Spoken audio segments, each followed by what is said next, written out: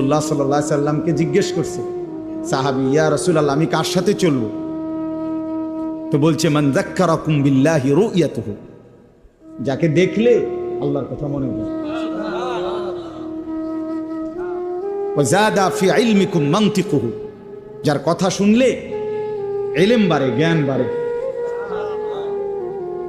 ওয়া যাক্কারাকুম বিল আখিরাতি আমালুহু, যার আমল দেখলে আখিরাতের কথা মনে পড়ে। যার চেহারার দিকে তাকাইলে আল্লাহর কথা মনে পড়ে, যার কথা শুনলে নিজের জ্ঞান বাড়ে, যার আমল দেখলে আখিরাতের কথা মনে পড়ে। রাসূল সাল্লাল্লাহু আলাইহি সাল্লাম বলে, তাকে সঙ্গী বানাও, তার সঙ্গী হয়, তারে বন্ধু বানাও, তার সাথে চলো, তার সাথে উঠা বসা করো, তার সাথে সম্পর্ক। এই জন্য নজরের একটা কি আছে? বরকত আছে, বরকত আছে। কচ্ছপ একটা প্রাণী আছে না, কচ্ছপ, এই কচ্ছপ বাচ্চা ফুটায় নজর দিয়ে। কচ্ছপের ডিম থাকে পারে, আর কচ্ছপ থাকে পানিতে। ওইখান থেকে সে শুধু চোখের দৃষ্টি দিয়া ডিমের দিকে তাকায় থাকে। এই নজরের বরকতে কিছুদিন পর ডিমের থেকে বাচ্চা ফুটে।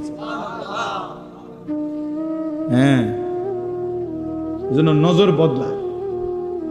গুনার নজর গুনার প্রতি প্রভাবিত করে, নেক কাজের নজর।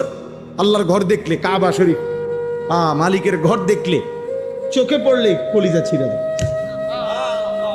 চোখে পড়লেই কালো গিলাফ আশেক পাগল হয়ে যায়, হেবে দিছে, কথাবার্তা সবকিছু এলোমেলো।